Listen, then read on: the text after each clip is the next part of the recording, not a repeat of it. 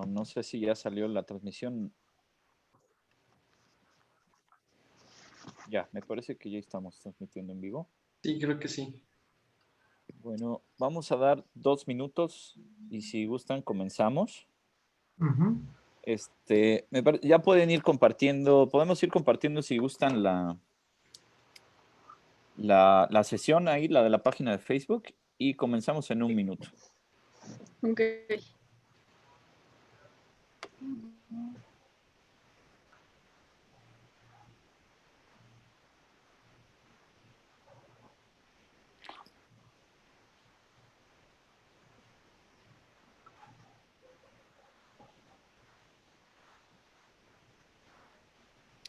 Ok.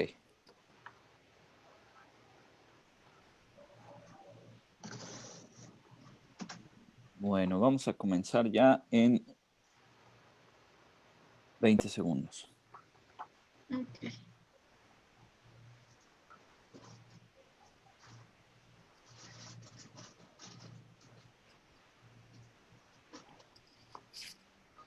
Muy bien. Hola, ¿qué tal? ¿Cómo están todos ustedes? Sean todos bienvenidos aquí a este círculo de lectura virtual del Ágora de la Ciudad. Por supuesto, es un espacio del Instituto Veracruzano de la Cultura a través del Centro Cultural Ágora de la Ciudad.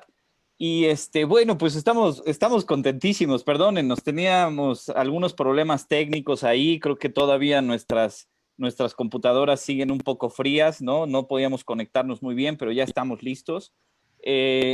A mí me da mucho gusto porque este es el primer en vivo del 2021. Estamos retomando pues nuestras actividades y es un gustazo para mí encontrarme otra vez con este círculo de lectura virtual, encontrarme con ustedes, compañeros, a quienes les quiero dar la más cordial bienvenida y por supuesto también al público que nos acompaña.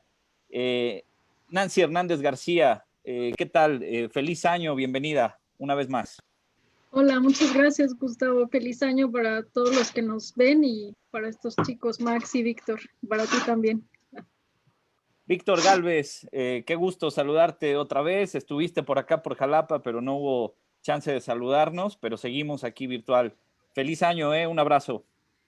Igualmente un abrazo para todos, para los tres, y un mejor inicio de año, ¿no? 2021. Claro, este año tiene que ser mejor todavía. Max Sausa, qué gusto saludarte, Max. Y qué gusto porque vamos a estar comentando en estas 2 sesiones tu trabajo. Bienvenido y va a ser un gusto platicar de Sor Juana, de quien tú ya eres el experto de esta mesa en esta tarde. Bienvenido.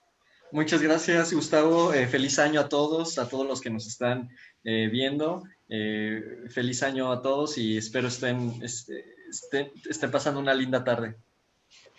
No, muchas gracias. Y a toda la gente que nos está viendo, bueno, pues les recordamos que estamos en vivo, que podríamos compartir esta sesión, esta transmisión, para que pues más gente pueda encontrarnos, pueda pues estar aquí conviviendo con nosotros. Estaremos conversando alrededor de la obra de Sor Juana Inés de la Cruz.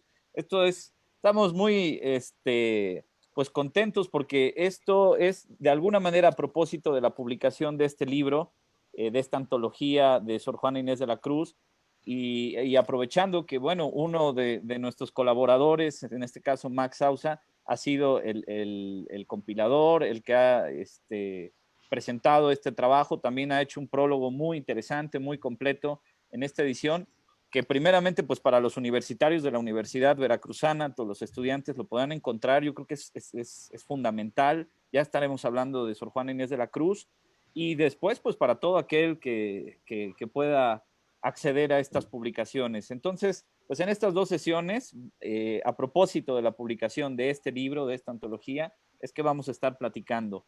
Y bueno, Sor Juana Inés de la Cruz, pues yo creo que es un tema realmente apasionante, ¿no?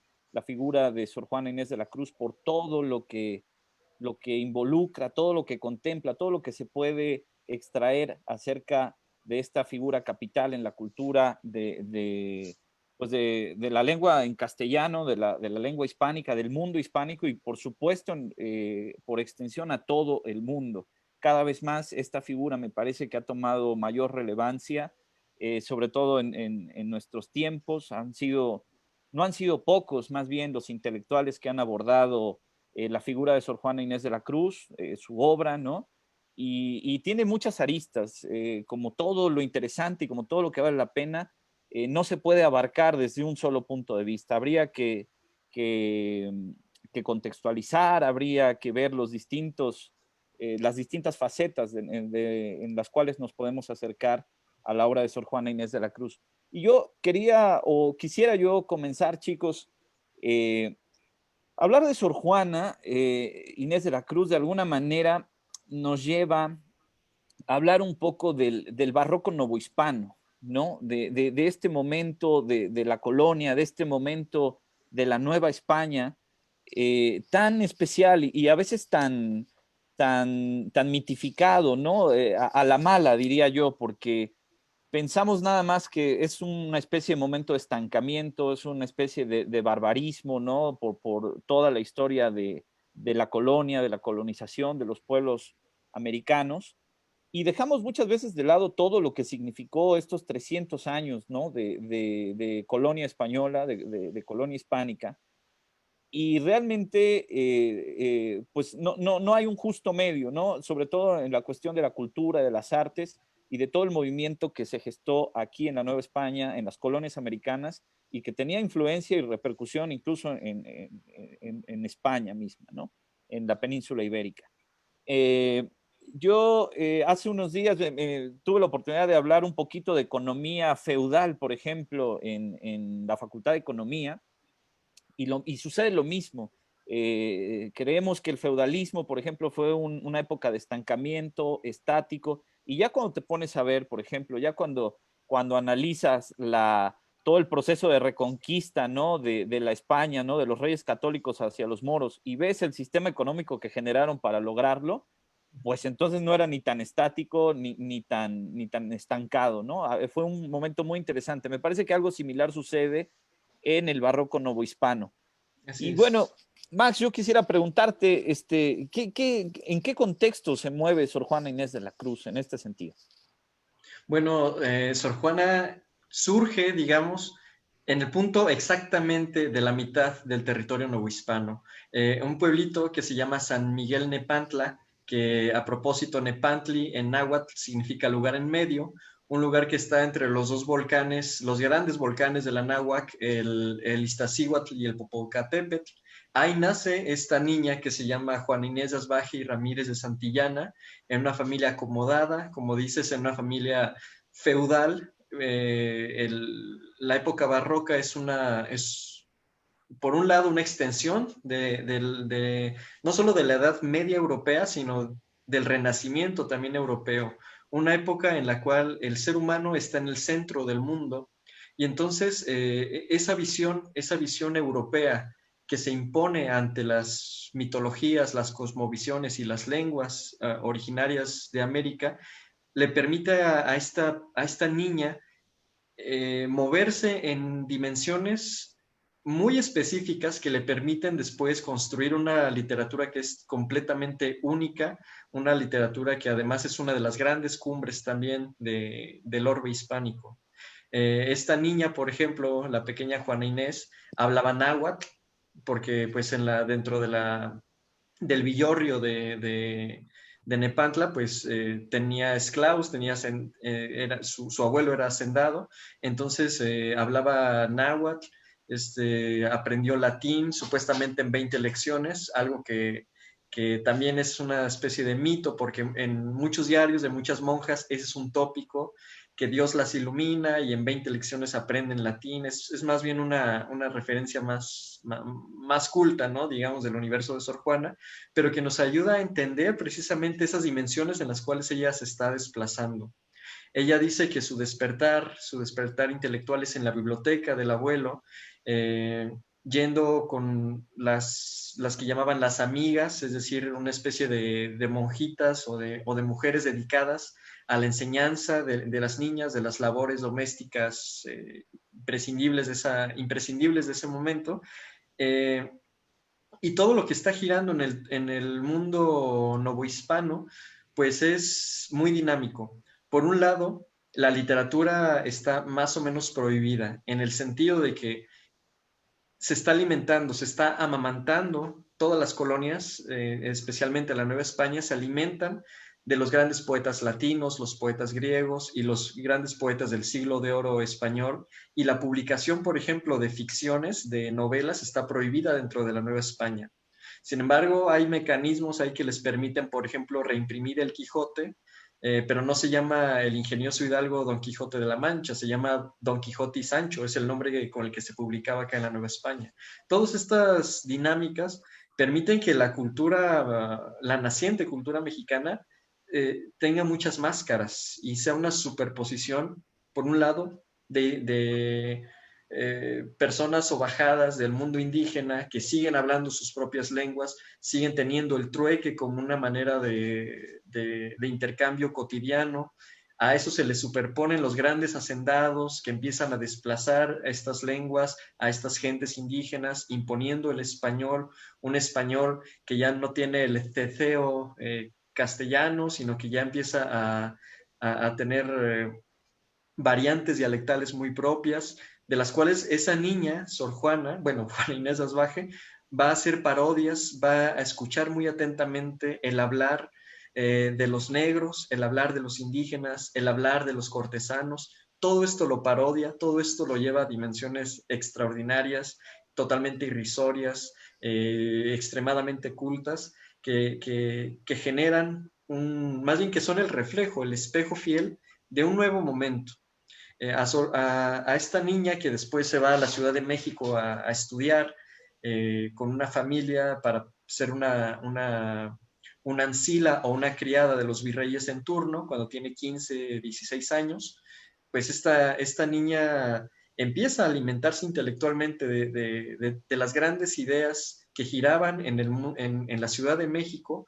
Y recordemos que para ese año, estamos hablando de 1670, la Ciudad de México era la ciudad más grande de América, ¿no? En ese momento, lo que actualmente es Nueva York era una aldea de 20 casas, ¿no? Toda la colonización holandesa, británica, todas las grandes colonias protestantes del norte son apenas villas, ¿no? Mientras en la Nueva España, en el Virreinato del Perú, en Cartagena de Indias, por ejemplo, en la Nueva Granada, la Nueva Galicia, la Nueva España, el Río de la Plata, hay una exuberancia, ¿no? En términos de poesía, de literatura, de economía, de todas estas dimensiones. Pero bueno, ya he hablado demasiado, ¿no? No sé, hay que seguir tirando la papa caliente. Claro que sí, bueno, y en este contexto es muy particular, ¿no? Sobre todo el acceso al conocimiento, ¿no? Recordemos que no había otra forma de acceder al conocimiento o a las ciencias cultas, ¿no? Al estudio, más que la iglesia, ¿no? Y entonces todavía para la figura de una mujer, bueno, si era difícil para todos en general, para la figura de una mujer, era yo creo que doblemente. Yo lo que he visto es que aquí, tratando el caso de Sor Juana ya más concretamente, hay una especie de juego entre la vida, ¿no? Entre el contexto que se vivía, ¿no? En el mundo novohispano y la obra de Sor Juana. O sea, hay muchas imprecisiones, como bien se ha dicho, estamos hablando de un personaje de mitad del siglo XVII. Hay muchas imprecisiones, hay mucho queda en el mito, como ya habías comentado, pero bueno, esto yo creo que todavía hace más rico, ¿no? El dialogar con el contexto, el dialogar con la historia, de alguna manera, de los pueblos americanos, la figura de Sor Juana. En este sentido, bueno, Nancy, yo quisiera preguntarte cuál ha sido tu experiencia con Sor Juana Inés de la Cruz y en este contexto del mundo novohispano, donde, bueno, Carlos de Sigüenza y Góngora y Sor Juana Inés de la Cruz son las dos grandes estrellas, ¿no? de la cultura novohispana. Claro, pues bueno, como ya Max nos dio pues una breve reseña, ¿no? Más o menos de cómo era el contexto social y un poco familiar de Sor Juana. Estamos, sí, frente a una figura, yo creo que muy imponente, ¿no? Y de nuestra literatura, pues yo creo que sí es la máxima figura, ¿no? Sobre todo, bueno, por la poesía, y es una poesía muy compleja, ¿no? Es una poesía difícil, no vamos a mentirle a quienes nos están viendo, ¿no? Nos vamos a decir es algo muy fácil, porque es muy difícil, y de hecho, bueno, yo creo que es hasta muy especializado, ¿no? Yo diría que Sor Juana incluso es pues una poeta para investigadores, ¿no? Para gente que se dedica pues a los estudios novohispanos, que esto por supuesto no quita que haya lectores pues interesados en Sor Juana, ¿no? Sin embargo, o sea, que los lectores interesados en Sor Juana no puedan llegar y leerla. Sin embargo, pues se van a encontrar con un montón de dificultades porque es una literatura, una poesía con muchos símbolos, con muchos signos, ¿no? Y entonces hay que ir descifrando todo esto. Y pues bueno, son también varios niveles, ¿no? Por ejemplo, el libro del que hoy hablamos, el primero sueño o el sueño, pues tiene, por lo menos en mi lectura, fui captando unos 2, 3 niveles, ¿no? De lectura. Uno es el texto, otro es el nivel de lo mitológico, ¿no? Todos las figuras que va mencionando, y también está, bueno, ya lo poético propiamente, pero también está también la referencia metaliteraria, ¿no? Bueno, entonces ya son 4 niveles, por lo menos, ¿no? Entonces, por eso les decía, es una literatura muy compleja, pero yo creo que podemos disfrutarla también si nos apoyamos de ediciones, pues, que hacen las universidades, muy bonitas. Yo tengo, por ejemplo, esta edición de la Biblioteca del Universitario de la UNAM, que tiene un estudio de Méndez Plancarte, y la explicación, bueno, el poema también va, por un lado es el texto de Sor Juana, y en el otro lado está la versión en prosa de Méndez Plancarte, ¿no? Entonces, pues yo confieso que sí me apoyé mucho de esta edición para ir, para mi lectura, y también, bueno, afortunadamente tomé notas cuando tuve la clase de literatura novohispana con Dolores Bravo, que es una novohispanista también muy famosa, y pues esto me hace, por ejemplo, en mi caso fue relectura, les decía, la leí cuando iba a la universidad, estaba como en cuarto, quinto semestre. En ese entonces se me hizo muy difícil, a pesar de que teníamos una guía que era la de Dolores Bravo. Ahorita que lo releí sola, pues sí tuve también como un poco de problemas. Por suerte estaba Max para, para irme diciendo como algunas claves. Y pues yo admiro a Sor Juana también desde la perspectiva, como dices, de género, ¿no? Ya verla como una mujer que se va desenvolviendo en una sociedad que no era para nada amable con las mujeres, y pues mucho menos con mujeres pues tan sobresalientes o superdotadas como ella, ¿no? Que tuvo que pues entrar a una corte de los virreyes para poder ir accediendo al conocimiento. Entonces, bueno, todo esto es como, pues no decir como, ay, wow, Sor Juana, ¿no? Todos los sacrificios que tuvo que hacer, se tuvo que hacer monja para llegar a ser quien fue, pero sí vemos también, como dice Max, ¿no? También nos ayuda a repensar esta época de la literatura mexicana y de la cultura mexicana en general, no como un periodo de oscurantismo, ¿no? Como podríamos decir. Fue un periodo también muy rico en cuanto a literatura, por ejemplo. Tenemos poemas como el de Sor Juana, pero también tenemos literatura Fernández de Lizardi, ¿no? Que escribió la primera novela latinoamericana, y pues ya él inaugura el género. Y bueno, después con Sor Juana, pues también vemos sus pretensiones, ¿no? O sea, con pretensiones no me refiero a que ella hubiera dicho, voy a escribir el primer sueño para que vean lo genial que soy, ¿no? Sino la pretensión de, pues en el epígrafe mismo del poema, ¿no? Ahí se está comparando con nada más y nada menos que con el príncipe de la poesía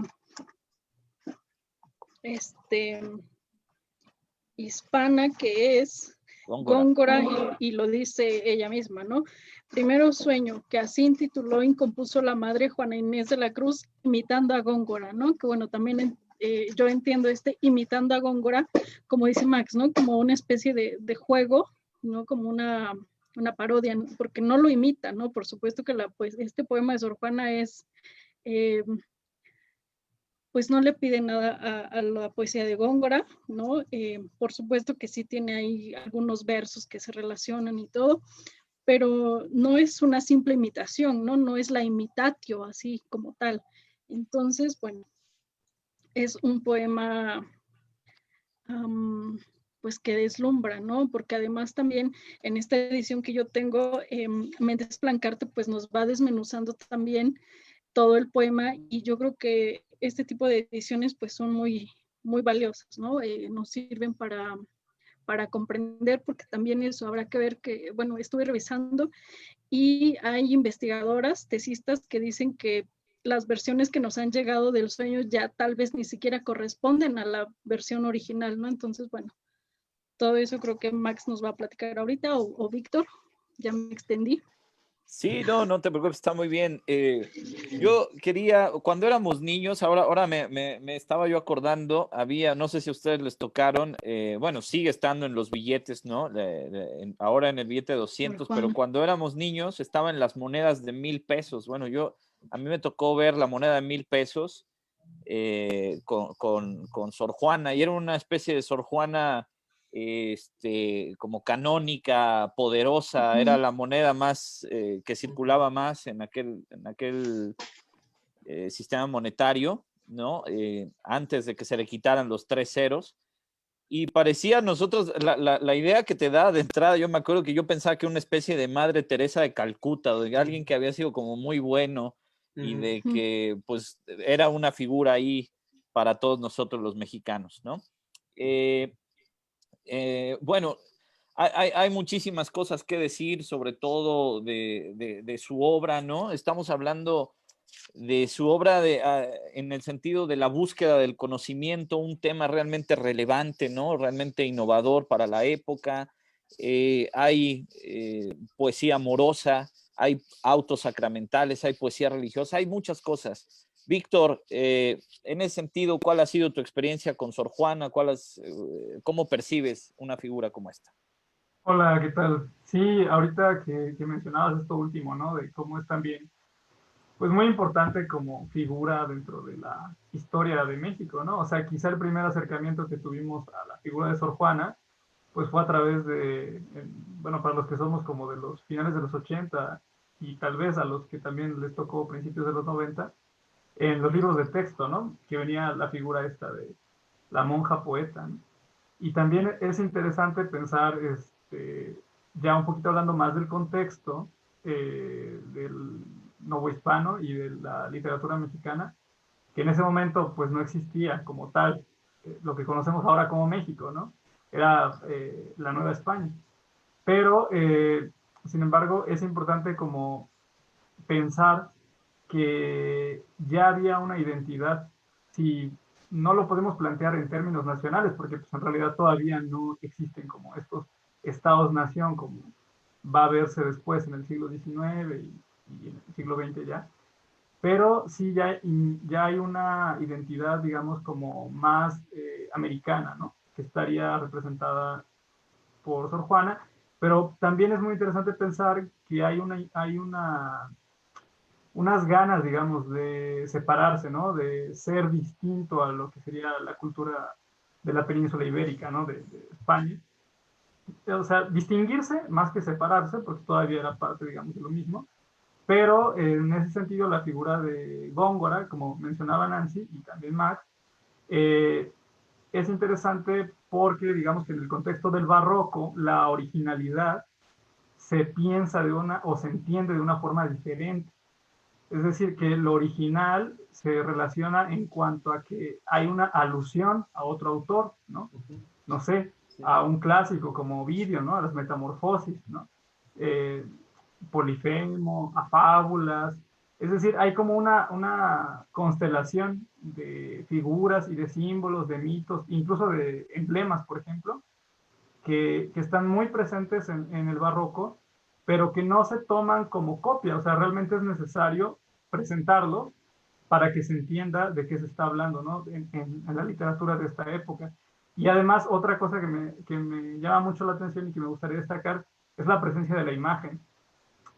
Por ejemplo, ahorita supongo que Max también lo va a tocar, pero cuando se menciona el poema este del Neptuno alegórico, pues hay que tener en cuenta que esto lo presentaban como un arco, como parte de una obra pues tridimensional, ¿no? Que eran los arcos triunfales, que eran el saludo que se le daba a los virreyes en este caso, y todo esto era como muy exprofeso, ¿no? O sea, eran obras de arte, o en este caso literarias, pero que tenían una relación con una parte plástica y pues con un evento, pues si no religioso, sí político, ¿no?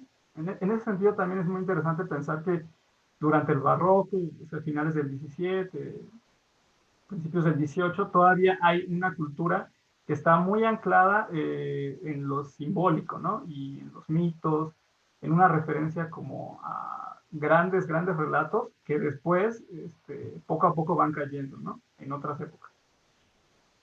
Sí, sí, efectivamente, me parece, Max, que ahí en tu prólogo mencionas una cosa ahí como muy bonita que era un momento casi de ingenuidad, ¿no? O de mucha inocencia, ¿no? Descubriendo todavía, poniendo en contacto los mitos griegos con el cosmos, con esta necesidad del conocimiento, ¿no? Y ahí está la figura de Sor Juana. Por otro lado, Víctor, has mencionado algo eh, también como para contextualizar, ¿no? Muchas veces se nos ha dicho, yo me acuerdo que nos enseñaban a Sor Juana, más que nada como el ejemplo de que si ella era mujer y ella casi que era pobre y llegó ahí con las cortes y tuvo acceso al conocimiento y que se cortaba el pelo y que casi lloraba o podía suicidarse por acceder a los libros, como un ejemplo de que ustedes sí tienen que estudiar, ¿no? Porque ahora ustedes están en la escuela y ya está más fácil, antes no se podía, ¿no? Pero esto deja de lado alguna faceta de Sor Juana. Sor Juana era de alguna manera una escritora de la corte, ¿no? Estaba, digamos, bien parada, estuvo muy bien parada con algunos virreyes, ¿no? Se codeaba con la intelectualidad de su tiempo, por supuesto, o sea, y en su momento quizá pues más importante, tiene una faceta de intelectual, ¿no? O sea, realmente cuando, lejos de su poesía, que también es un momento muy especial, ¿no? Tiene una faceta intelectual, ¿no? En cuanto a estudios religiosos, ¿no? Y en esto llegamos a la famosa carta atenagórica, ¿no? No sé, Max, si tú nos podrías hablar un poquito qué fue esta carta, esta discusión que se aventó ahí con la iglesia al refutar un tratado religioso del portugués Vieira, que era como la autoridad eclesiástica de aquellos años. Sí, yo creo que podría no solo responder eso, sino un poquito amarrar estos hilos. Sobre todo con esta idea de la genialidad que ya tocaron tanto Nancy como Víctor. La imagen que tenemos de Sor Juana, como también tú dices, de esta imagen mojigata, santurrona, que va ascendiendo, en realidad Sor Juana tuvo por lo que se puede transparentar, digamos, en sus escritos, era una personalidad totalmente muy fuerte, ¿no? Yo solo podría comparar esta personalidad autoritaria, que se impone e impone sus decisiones ante los demás, manipulando incluso a las personas a su alrededor, tiene que ver con este encantamiento, ¿no? Este embrujo de las palabras, como una flautista de Hamelin, ¿no? Con todo su medio alrededor, dominaba todos los códigos que eran comunes, no solamente para la gente intelectual, sino también para el vulgo. Sus comedias de enredos, su poesía religiosa, su poesía filosófica como El Primero Sueño, le da distintas dimensiones para que distintas personas de distintos niveles de educación tuvieran acceso a ella. Entonces ella era alabada por ejemplo, en las iglesias de Antequera, en Oaxaca, de Puebla, cuando ella presentaba, bueno, ella no salía del claustro, pero le pedían sus obras para los villancicos, por ejemplo, de las distintas iglesias, y era todo un boom. Sor Juana fue el primer boom latinoamericano, propiamente dicho, porque fue una autora que de manera, no solo autora, un autor en general, que de los pocos que pudo ver sus obras publicadas, no solamente repartidos ahí en folletitos y, oye, mira, copié tu poema y lo repartí. No, Sor Juana vio sus obras publicadas que se publicaron en España. Ella llegó a ver 2 de los 3 volúmenes que se publicaron. Ella era un éxito rotundo en Portugal, en la llamada Casa del Placer, que un nombre maravilloso de una congregación de religiosas que se dedicaban a leer poemas místicos, me imagino que de alguna tendencia erótica del momento. Sor Juana era su Madonna, ¿no? Era su Shakira de estas monjitas. Entonces, Sor Juana, así como fue admirada, también fue repudiada por muchas personas. Entre ellas, pues muy probablemente, como lo ha pensado Octavio Paz, hay filólogos que no están de acuerdo con esta hipótesis. Yo personalmente sí lo estoy. Ella estuvo en un encuentro cruzado, en un fuego cruzado entre 2 de las grandes figuras de su tiempo. Por un lado, el obispo de Puebla, y por el otro, el arzobispo de México. El obispo de Puebla, que era amigo de Sor Juana, supuestamente o en algún momento le otorgó ¿cómo se llama? El sermón de las virtudes de Jesús hacia nosotros, en el cual el padre Vieira, que era portugués, era jesuita, exponía que las mayores virtudes de Dios hacia nosotros pues eran tales. No voy a exponer eso porque son cuestiones teológicas que ni siquiera yo comprendo del todo. Tres teorías, básicamente, ¿no? Muy interesante. Sor Juana refuta la teoría del padre Vieira con las 3 teorías de 3 teólogos, de 3 padres de la iglesia. Creo que de San Jerónimo, de San Agustín y de San Gregorio, no recuerdo ahorita.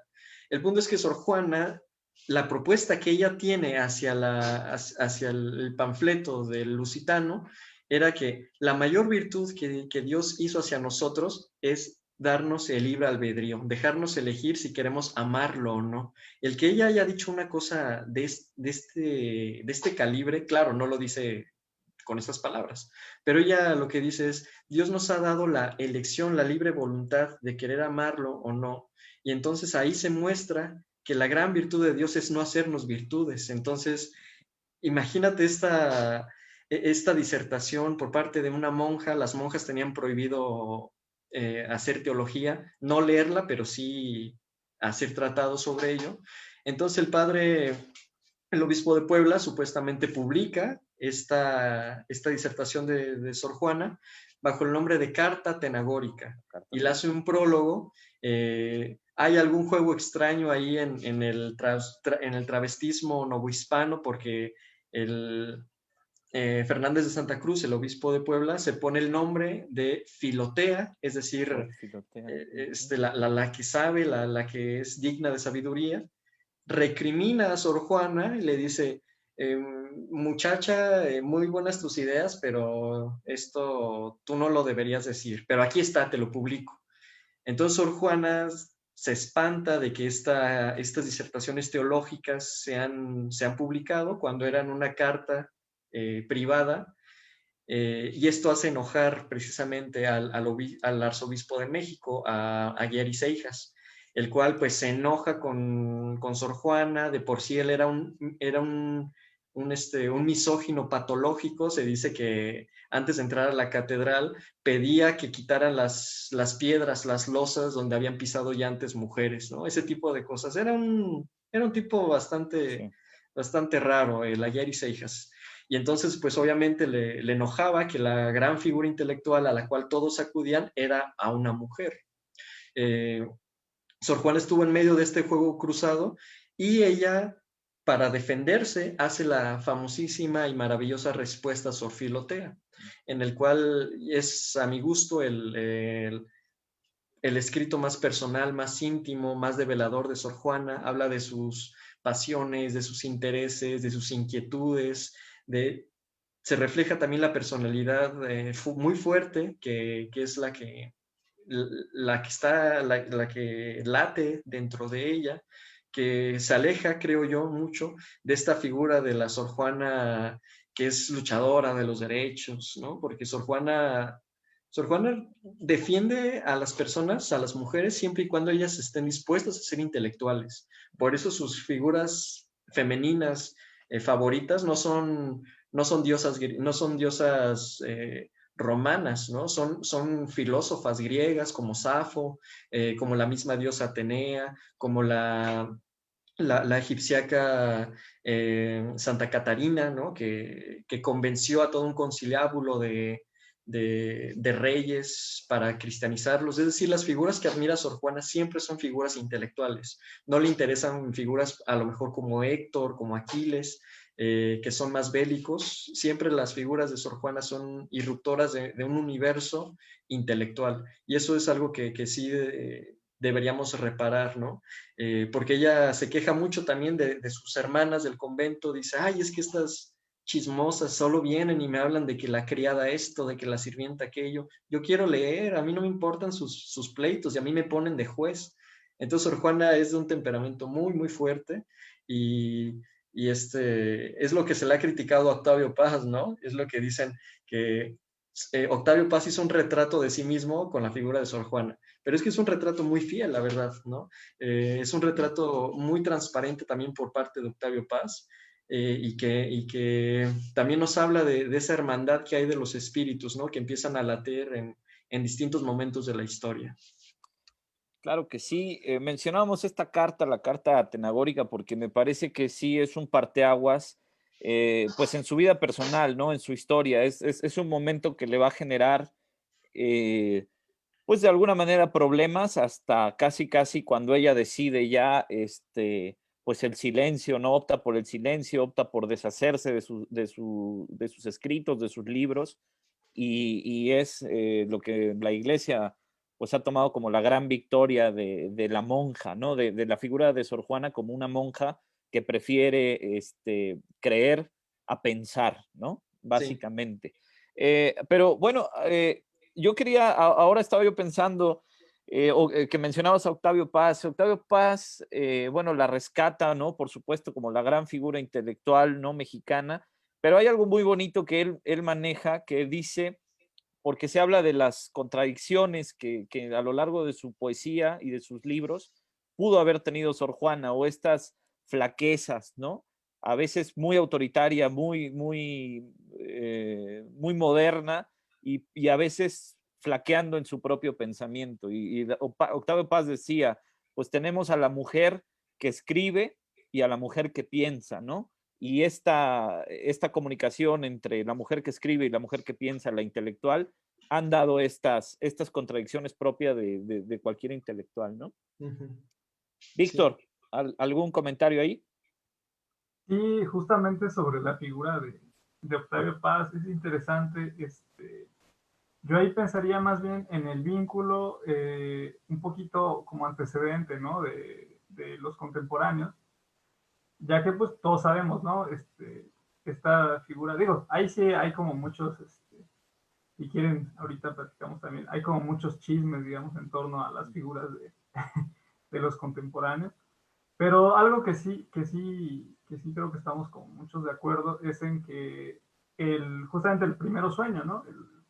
Este poema que, como dijo también Nancy, es de los que probablemente son de los más difíciles, ¿no? De leer, justamente por esta serie de referencias, de alegorías, y ya no solamente como del nivel de las metáforas, sino también por un uso del lenguaje que pues quizá nos parece ya un poco difícil, ¿no? Un poquito inaccesible, un tanto oscuro, pero que también es muy interesante, pese a que es una obra de hace ya siglos, cómo prefiguró de alguna manera temas muy contemporáneos, ¿no? Muy contemporáneos en el sentido de, por ejemplo, poetas como Mallarmé, o sea, se le ha comparado incluso con Mallarmé.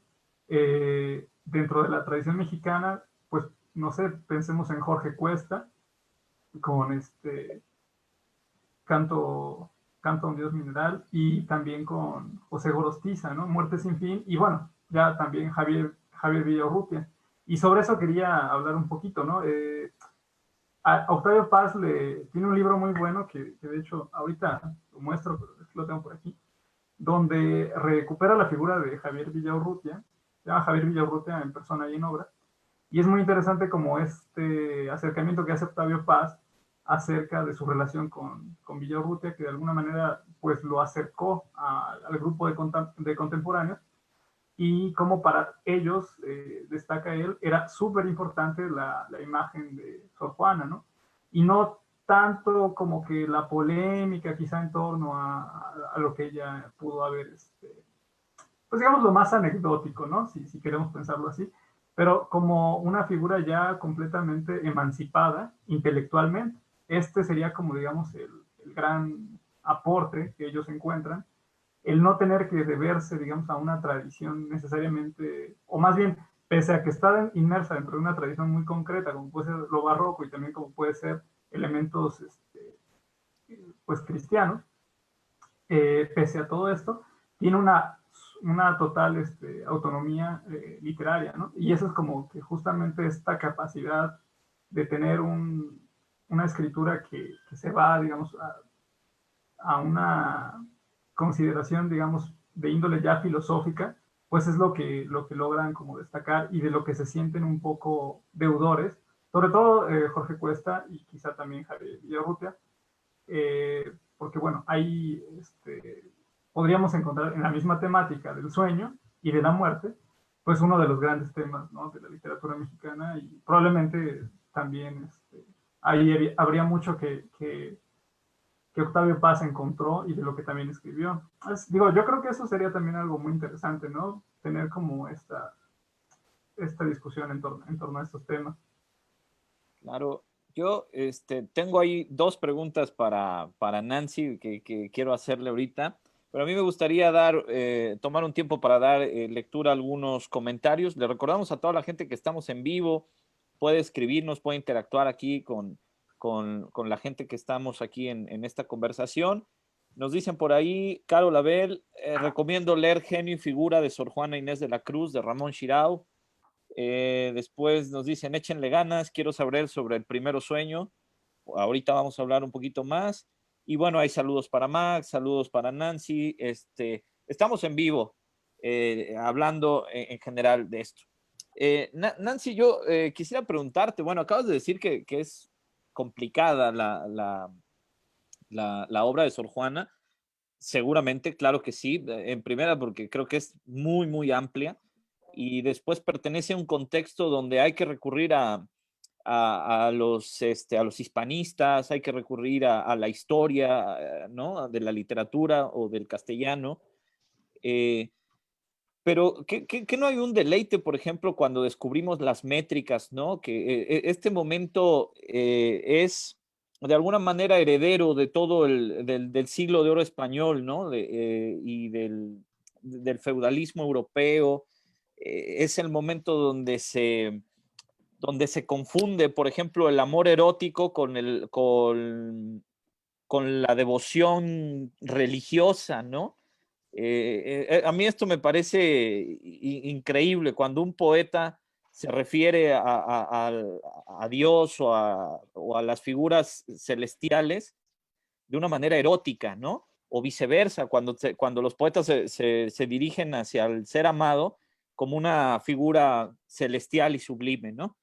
Es un momento muy, muy importante y sobre todo la métrica, ¿no? La importancia del soneto, aquí es donde pues es el momento más importante, ¿no? Y por otro lado, bueno, también, ¿qué opinas de esto, Nancy? Y yo quisiera preguntarte, tú como especialista, ¿ves en el Primero Sueño de alguna manera el poema fundacional de la poesía mexicana, ya un poquito recorriendo toda esta tradición que Víctor ya enunció, incluso hasta Piedra de Sol, ¿no? Del propio Octavio Paz, ¿no? ¿Cómo ves en este sentido? Bueno, pues te empiezo a responder por partes.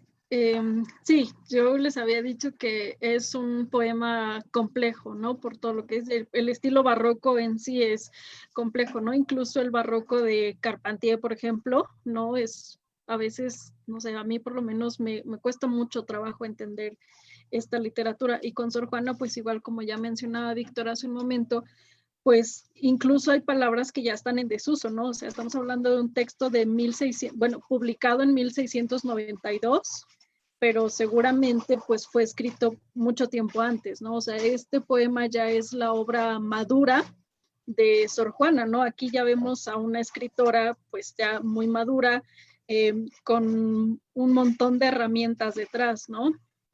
Si nos vamos pues a su contexto biográfico, pues como dice Max, ¿no? O sea, desde niña destaca por su intelecto, empieza a devorar libros, ¿no? Por supuesto, las lecciones son para ella como, pues, no sé, algo que aprende con mucha facilidad, ¿no? Y bueno, entonces ahí tenemos que, si aprende con mucha facilidad de latín, por ejemplo, ¿no? Siendo una niña, pues ya cuando es una mujer hecha y derecha y que ya ha leído y escrito un montón de cosas, que ya ha discutido con padres de la iglesia, pues obviamente nos vamos a encontrar con un textos como El Primero Sueño, ¿no? Que es difícil y como les decía, ¿no? Eso no le resta belleza ni tampoco que uno pueda, como tú dijiste, deleitarse mientras lo lee, ¿no?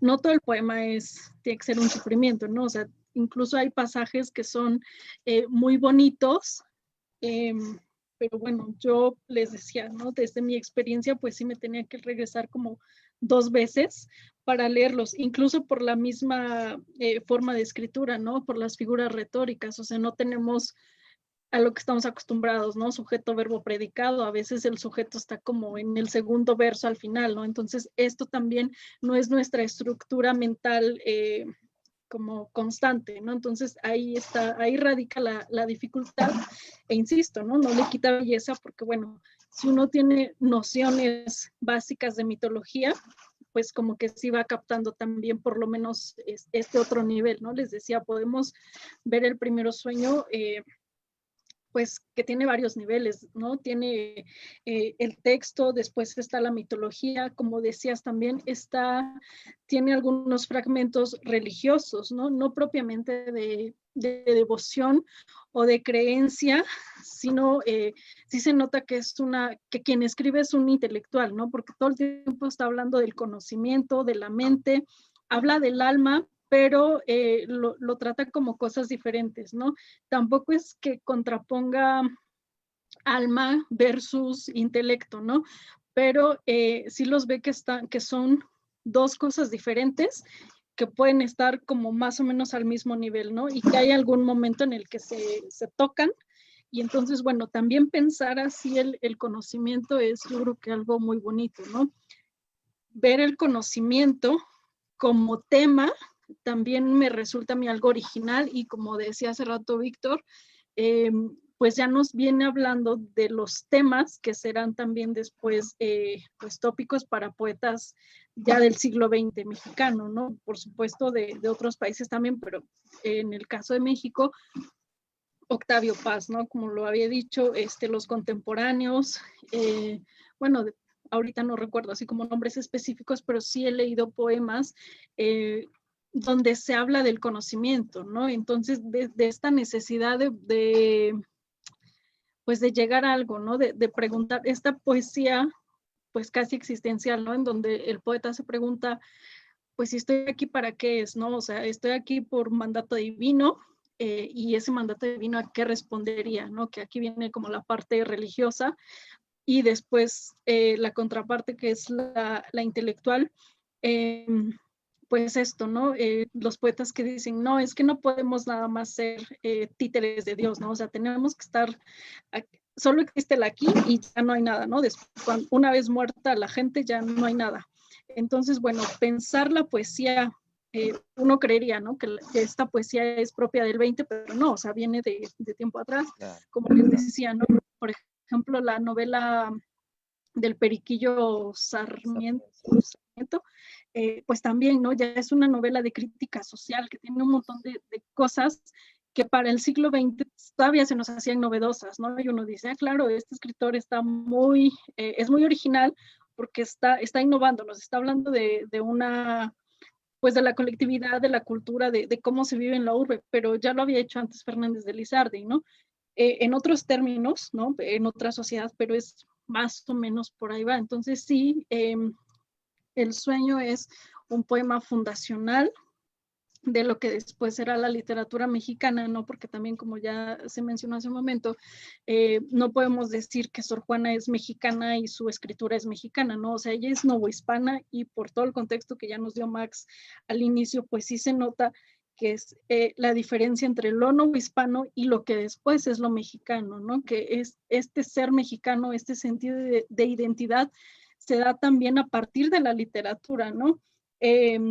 Con la Academia de Letrán, ¿no? Guillermo Prieto y compañía, ellos son quienes empiezan a pensar en México, en un concepto de nación y en qué es ser mexicano, ¿no? O sea, la identidad mexicana se empieza a dar pues ya hasta el 18, ¿no?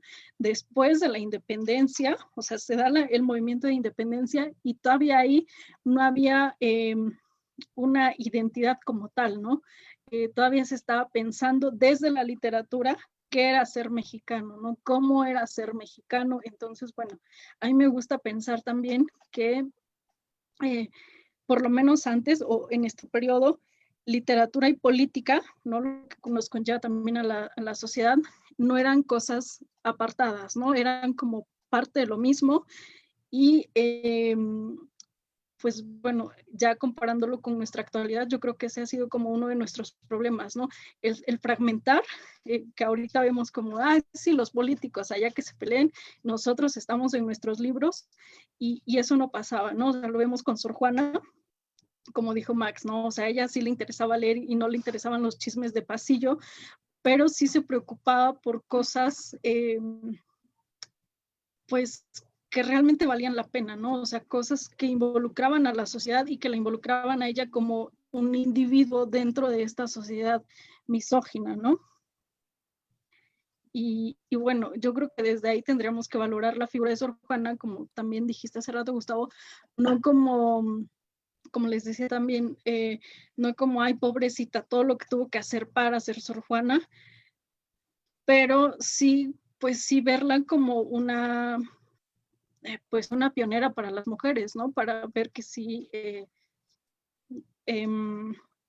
se puede ser intelectual y como dijo hace rato creo que Max o Víctor, no recuerdo, pues que no solamente se tiene que ser o intelectual, en el caso de las mujeres, o una tiene que ser intelectual o tiene que ser mujer, ¿no? Porque es lo mismo. Y también aquí me recordaron unos versos de Whiteman que decía, sí, me contradigo porque soy inmenso y contengo multitudes, ¿no? Entonces, bueno, pues esto también nos habla de la multiplicidad de facetas que todos tenemos, ¿no? O sea, no nada más somos, ahorita los que estamos aquí hablando, no solamente somos literatos, ¿no?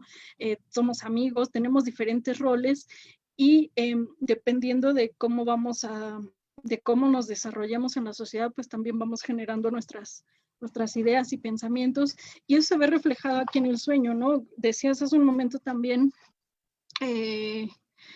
tú lo relacionabas con el misticismo y el erotismo, ¿no? Y por ejemplo, aquí marqué yo hacia el verso 400 más o menos, por ahí hay una alusión que podría ser a San Juan de la Cruz, ¿no? La búsqueda del amado, porque dice, las pirámides fueron materiales tipo solos, señales exteriores de las que dimensiones interiores, especies son del alma intencionales, que como suben piramidal punta al cielo la ambiciosa llama ardiente, así la humanamente su figura trasunta, y la causa primera siempre aspira. Entonces, bueno, como que aquí velada, ¿no? Por eso les decía, sí hay que tener como un cierto bagaje para acercarse a Sor Juana o una edición pues muy bien explicada. padre, pero sí bien explicada para ir desentrañando estas cositas, ¿no? Y así, pues bueno, tener el deleite total. Si no de la Sí, casa del placer, pues algo que se le parezca. claro. No, muchas gracias, Nancy. Muy puntual esto que acabas de comentar. A mí me gustaría tomar un tiempo para saludar a la gente que nos está viendo y dar lectura a unos comentarios que me parecen pertinentes. Dicen, muy buena esta charla. No hay que olvidar la labor de Hermilio Abreu Gómez, que fue el primero del grupo de contemporáneos que editó varias obras de Sor Juana. El sueño, por ejemplo. También fue el primero en editar la Carta Atenagórica en el siglo XX. El sueño es un poema absolutamente transparente, es cuestión de tener las claves necesarias y listo. Es dificultoso adquirir esas claves, léxico, mitología, sintaxis, pero una vez obtenidas, el poema se transparenta asombrosamente. Yo estoy de acuerdo. Y por aquí, Galarina de Figueras nos dice, la literatura y política es lo más antiguo. Claro que no está apartado. La literatura, los rapsodas, los pregoneros, y de la mano de la iglesia, que más bien era política pura, disfrazada de un bien común, que de común no tenía nada. Bueno, muchas gracias por sus comentarios, los invitamos a seguir participando. Hay algo que llama mucho la atención, que es que una mujer, o sea, hablando en el contexto, que una mujer se convirtiera en la poeta más importante del mundo novohispano, ¿no? Y yo a esto he pensado mucho, por supuesto que hay muchas opiniones al respecto, pero a mí me gusta pensar que tenía que darse así, de alguna manera por el carácter iconoclasta de la poesía misma, ¿no? La poesía tenía que salir y tenía que ser tenía que salir de lo que estaba vedado, ¿no? De lo que estaba oprimido, y en este caso era la condición de las mujeres, los temas del acceso al conocimiento, ¿no? Y tantas cosas, ¿no? En ese sentido, yo creo que explicamos una figura como esta, ¿no? Como la de Sor Juana, que ahora sí, es única en el mundo hispánico, ¿no? En su momento ni España contaba con figuras de esta magnitud, ¿no? En la cultura española. Por otro lado, y yo quiero tirarles la piedra aquí a ustedes, chicos, cada vez estamos viendo, bueno, yo no sé, a lo mejor esto ya incluso ya tiene varios años o algunas décadas, pero una influencia del barroco un redescubrimiento de alguna manera, ¿no? Cada vez más yo siento que estamos siendo inspirados nuevamente por la métrica, ¿no? Por el soneto, por toda esta construcción barroca que se dio y cada vez lo disfrutamos más, ¿no? Es impresionante realmente, como mencionaban por aquí, cuando se abre un poema barroco, es una cosa espléndida, ¿no? No sé, ahí, Max o Sí, Víctor. justamente eso, ¿no? Siempre el descubrir una figura y reivindicarla es también uno de los grandes temas y es justamente lo que hace Sor Juana con Góngora. Es decir, no hay ni un siglo de distancia entre Luis de Góngora, que es contemporáneo de Cervantes, principios del siglo XVII, a Sor Juana, que escribe esto hacia 1680, 1690. No hay ni un siglo. Y así como Góngora fue el modelo lingüístico de Sor Juana, el de Góngora fue Ovidio, y el de Ovidio Virgilio, y el de Virgilio Homero. Hay una cadena ahí, y Sor Juana al estar tocando esa cadena hace vibrarla toda, ¿no? Completamente. Entonces, al imitar a Góngora con el primero sueño, el primero viene justamente por Góngora, por las soledades, un poema, el gran poema de Góngora, que iban a ser 4, al final solo terminaron siendo 2, cada uno más o menos de 1000 versos. Sor Juana emula esa cantidad. El primero sueño consta de 975 y al imitar a Góngora, realmente ella lo que intenta hacer es ser Góngora por un momento, ¿no? Y al momento de ser Góngora es sobrepasar también a ese gran maestro, a esa figura que tanto admira y que todas las imágenes que va desplegando el primer sueño son de una... Sí, yo creo que con una o dos lecturas a veces no la hacemos, a veces necesitamos leerlo, no sé, 10, 20 veces, quién sabe, y ya en las últimas veces lo leemos con una emoción. A mí siempre me causan mucho los primeros versos, simplemente con los primeros versos, a mí me causa una conmoción por la imagen que ella crea de la noche, piramidal, funesta, de la tierra nacida sombra, de vanos obeliscos, punta altiva. ¿Qué quiere decir eso? ¿Quién sabe? Pero la imagen es preciosa porque la noche en toda la literatura siempre cae. Cayó la noche, dicen las novelas. Pero para Sor Juana no. Para Sor Juana la noche no cae, la noche sube. Sube piramidal, funesta, de la tierra nacida sombra, de vanos obeliscos, punta altiva. ¿Y por qué sube la noche? Ahí, en esos versos, sin decirlo, ella ya metió toda una teoría astronómica en el cual el sol está del otro lado del mundo y por lo tanto proyecta una sombra que en realidad debería ser cónica, pero para Sor Juana las pirámides son lo máximo, las pirámides de Egipto, entonces ella crea una pirámide de sombras, una pirámide tenebrosa. Todas esas imágenes se van anclando, se vuelven maravillosas. El poema en realidad es de una simpleza temática, se hace de noche, me duermo, mi alma se desprende, quiere verlo todo, por mirarlo todo nada había, me despierto, quedando a la luz más cierta, el mundo iluminado y yo despierta. No puedo saber nada, no hay en realidad no puedo conocerlo todo, ¿no? Entonces, ese es prácticamente el tema del Primero Sueño. Claro, lo extiende por 975 versos, más o menos cada 150 versos va cambiando el tópico, anochece durante 150 versos, se queda dormida durante otros 150, el alma se desprende durante otros 150, son unas 5 o 6 partes del Primero Sueño, pero todas las imágenes son realmente maravillosas. En vez de decir corazón, ella lo dice de manera gongorina, el reloj humano, que con palpitantes pulsos nos indica que seguimos vivos. Porque aunque estamos dormidos, el sueño, que es hermano de la muerte, ¿no? Recordando el gran tema griego de hipnos kai thanatos, el sueño es hermano de la muerte, al estar dormidos estamos como muertos, pero tenemos el reloj humano que está palpitando, nos está dando la hora. Todos este tipo de imágenes son realmente maravillosas, son al principio pues uno no las captura, ¿no? Pero poco a poco uno se va dando cuenta de esta genialidad de Sor Juana, de todas las figuras que va construyendo.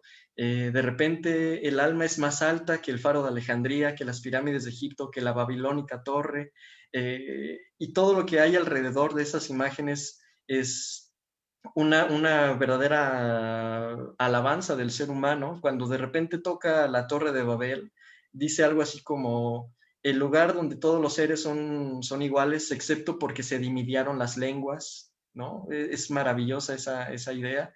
Todas esta concatenación es lo que yo creo que le da a Sor Juana una extraordinaria modernidad, ¿no? Que en efecto van a descubrir los contemporáneos. Durante el siglo XIX, precisamente Prieto y Altamirano decían, no lean a la monja esa que escribe sonetitos de amor, no, eso qué, ¿no? Nosotros somos la novela, no sé qué.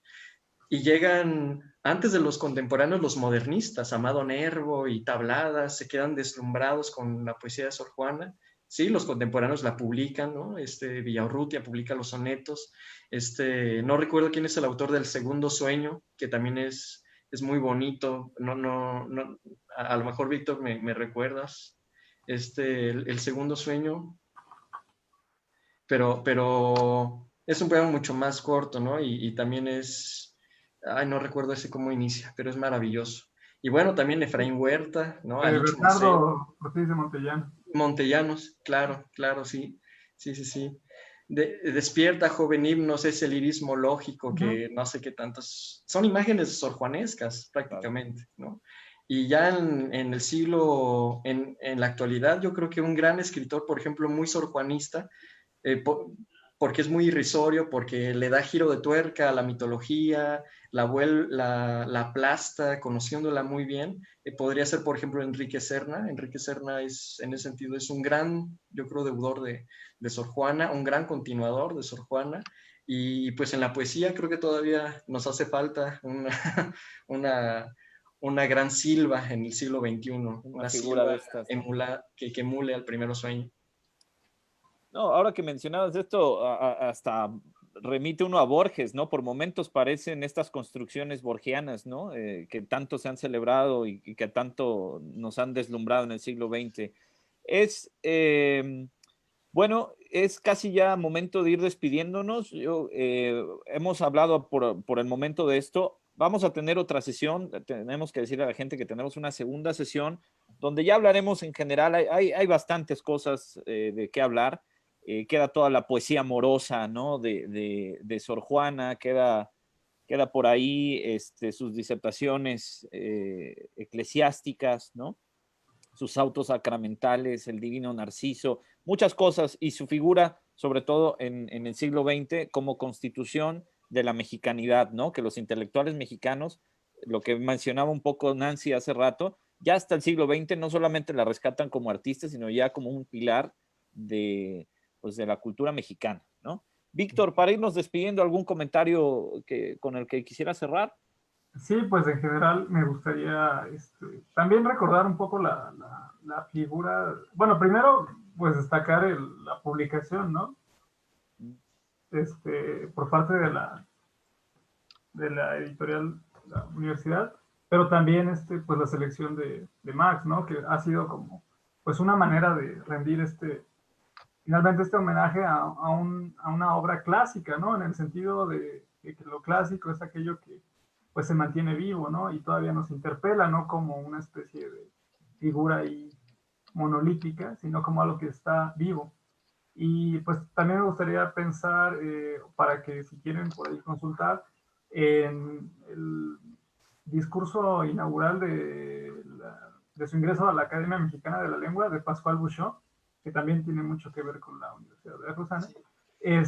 Pues ahí hay un gran análisis, ¿no? del primer sueño, sobre todo porque se sitúa él entre lo que podría ser una interpretación muy canónica, digamos, dentro de lo que puede ser pues los símbolos, los emblemas, las alegorías, lo más barroco, por decirlo así, y otra interpretación que lo ha, digamos, visto como una especie de obra en la que podría encontrarse hasta pues un mensaje secreto, ¿no? Así al nivel de los, o sea, como una suerte de ejercicio hermenéutico, ¿no? Donde hay muchas claves ocultas todavía y que se relacionaría con otro tipo de textos, pues quizá un poquito más, por decirlo así, pues no esotéricos, pero sí de una índole un poco más reflexiva, ¿no? Que tienden a ver otro tipo de ideas o de nociones que pues no se podían decir de una forma explícita, pero que están ahí presentes, ¿no? ¿Metafísicos? Sí, incluso metafísicos, sí. Yo pensaría que también puede admitirse una lectura de ese tipo, sin llegar a caer en un extremo, ¿no? Claro. Pero sí hay una continuidad de textos, por ejemplo, este famoso texto de los hermeneutas, que ahorita no recuerdo, pero podría haber una lectura también en esa línea. Y Octavio Paz también da otra lectura, y pues recordar esta obra de Octavio Paz también, ¿no? Las trampas de la fe. Que es Gran libro. Fundamental. Muchas gracias. Nancy, comentario para despedirnos.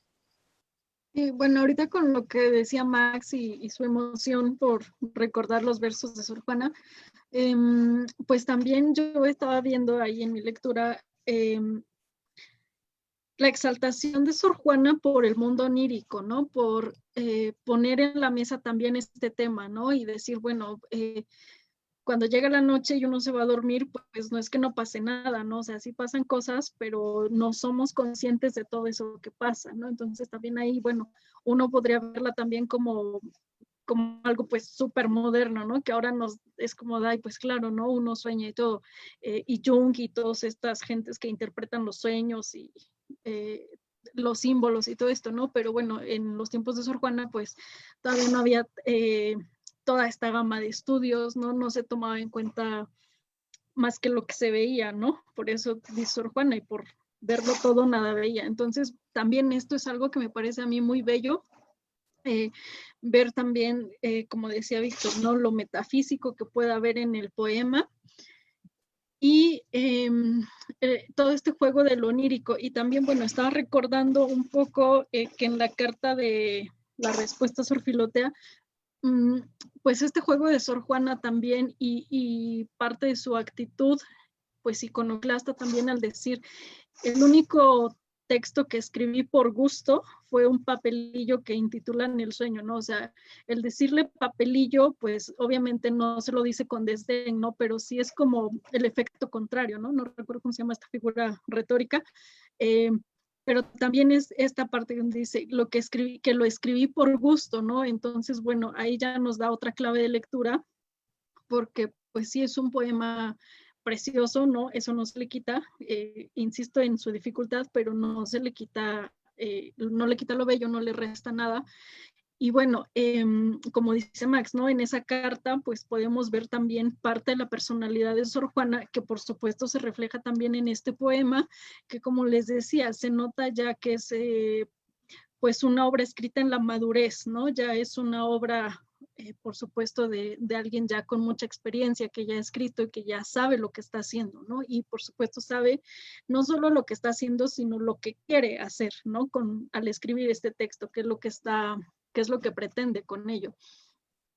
Y pues esto me gusta de Sor Juana, ¿no? Que la veamos como iconoclasta en este sentido y no como la pobrecita niña que se tuvo que hacer monja para acceder al conocimiento. Y también, ya para cerrar, cuando hablaba Max de la pirámide y todas estas imágenes del poema, bueno, pues también hay que recordar que Sor Juana entró al claustro y ya no salió de ahí, ¿no? Entonces lo que veía de noche, pues lo veía a través de su ventanita y eso, bueno, yo creo que le da como, pues nos haría admirar todavía más su trabajo creativo, ¿no? Su trabajo artístico, porque es echar mano de la imaginación totalmente, ¿no? Si uno puede ver la noche solo a través de una ventana, pues hay que pensar un montón de cosas y tal vez de recuerdos, ¿no? De su infancia vivida en Nepantla, en Ameca, en la hacienda de Panoaya, con una vista espectacular hacia los volcanes, ¿no? Entonces, bueno, yo creo que también echa mano de todo eso y por eso es que el Primero Sueño es un poema fundacional de nuestra literatura y pues estéticamente precioso, ¿no? Y bueno, hablaban también de paz, que sí, por supuesto, yo creo que El Primero Sueño fue una gran influencia para que después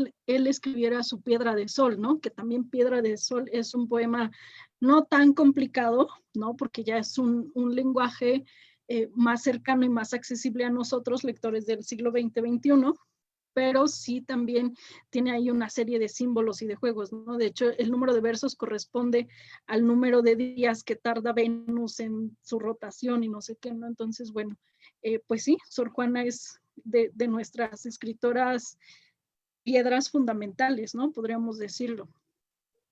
Claro que sí, has mencionado muchas cosas, Nancy. Este momento me parece a mí precioso.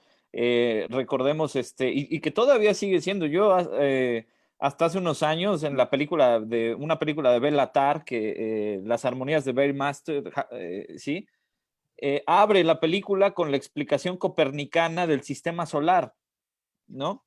Algo tan sencillo o que vaya, después de siglos de esta idea, ¿no? De cómo funciona el sistema solar, en el cine nos sigue pareciendo fascinante, ¿no?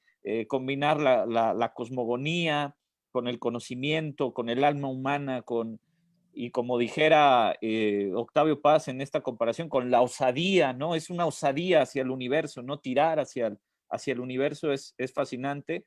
Era esta época. Vamos a seguir hablando. Max, un último comentario, ya nos vamos. Sí, justamente ya también para cerrar esta idea de Nancy que me gustó mucho, que me recuerda precisamente dos estrofitas, una de José Gorostiza, un poeta tan vinculado con el mar, que prácticamente el mar es lo que más abunda, el agua es lo que más abunda en su poesía, pues escribió algo como el mar dentro de mí lo siento, ya solo de pensar en él tan mío, tiene un sabor a sal mi pensamiento. Cómo llenar el pequeño vaso de nuestra cabeza con toda la inmensidad del mar, es justamente también lo que hace Sor Juana, una poeta de la altiplanicie, que siendo todavía una joven cortesana, escribe: oye la fiera borrasca que pasa en el mar del pecho, ¿no? O sea, la fiera borrasca, esa idea de una tormenta en el pecho del ser que ama, es justamente lo mismo que hace Gorostiza. Ella mete para hacer una alusión, esas cumbres borrascosas, ¿no? de la altiplanicie mexicana la mete en su propio pecho, así como Gorostiza puede meter todo el mar en la sal del pensamiento, ¿no? Y bueno, ya simplemente para terminar, pues obviamente recomendarles que compren, que adquieran este libro que actualmente creo que solo se vende en la librería Hiperión, que así la pueden buscar. Creo que después va a estar ya en Educal, si es que, no sé, no estoy seguro, pero ahorita solo Hiperión lo está vendiendo y tiene ventas a todas partes. Y pues yo soy de las tamaleras que recomiendo otras tamaleras. Hay muchísimas antologías de Sor Juana, si no consiguen esta. Para mí la mejor, al menos la que más me ha ayudado a mí, es la de Marta Lilia Tenorio, que se llama Ecos de mi pluma. La publicó Random House en estas ediciones negras muy bonitas de clásicos también. Está la de Méndez Plancarte, están las obras completas de Sor Juana en porrúa, en un tomo así grandísimo. Está también las obras completas en el Fondo de Cultura y cada tomo está editado por un experto distinto. Les recomiendo muchísimo leer Las trampas de la fe de Octavio Paz. Les recomiendo también leer a Antonio Alatorre, que para mí es el gran filólogo, el gran experto de Sor Juana, muy, muy deslumbrante, muy iluminador. Y pues sí, leer directamente también a Sor Juana, ¿no? Sobre todo, incluso hasta en Editores Mexicanos Unidos está la cartita Sor Filotea, pero yo pues recomiendo sobre todo ediciones anotadas, comentadas, ediciones de la UNAM, ediciones del Colegio de México, ediciones creo que también del Colmich, pero el punto es leerla, ¿no? Leerla, aunque sea en PDF, pero leer siempre a Sor Juana, sí. Vamos a seguir hablando, ¿eh? Como última recomendación, perdón, Gustavo, también pueden conseguir esta edición, que son los estudios mexicanos de Enrique Sureña. Tiene un ensayo magnífico sobre Sor Juana Inés de la Cruz y habla en general de ella, ¿no? Entonces también puede dar como, arrojar mucha luz sobre Sor Juana. Y pues igual googleando me encontré con que en la página del Instituto Cervantes también hay como, si googlean Sor Juana, ahí les aparece un montón, les aparecen tesis, les aparecen artículos, claro, y la propia obra de Sor Juana anotada, ¿no? Entonces, es muy actual, ¿no? Muy moderna, vigente. Claro que sí. Bueno, pues ya nos vamos a dar últimos saludos. Saludos, Víctor, qué bueno que entró, le mandan saludos, me encanta escucharlos. Felicidades, hay tanto por hablar, me gusta mucho que estén usando no solo lenguaje científico, sino también una que otra palabra coloquial. No, pues definitivamente aquí somos coloquiales, aquí eso, así somos. Y no, pues agradecerle a toda la gente que se conectó, que ha estado aquí con nosotros. Los esperamos en la próxima sesión. Vamos a seguir hablando de Sor Juana y quizá hagamos un ejercicio de lo que significa, o sea, en este momento la figura de Sor Juana. Hay muchos paralelismos en el tiempo que vivimos. Hoy no tenemos una Santa Inquisición, pero casi que estamos a nada de tenerla. Pues así, con esto nos despedimos y les recomiendo que sigan la cartelera del Ágora de la Ciudad, del IBEC, ahí de todos los 14 recintos que ya estamos proponiendo actividades culturales. Y bueno, pues nos vemos hasta la próxima, ¿no? Muchas gracias a todos. Gracias, chicos, ¿eh? Hasta luego. Gracias. Que estén muy bien. Saludos a todos.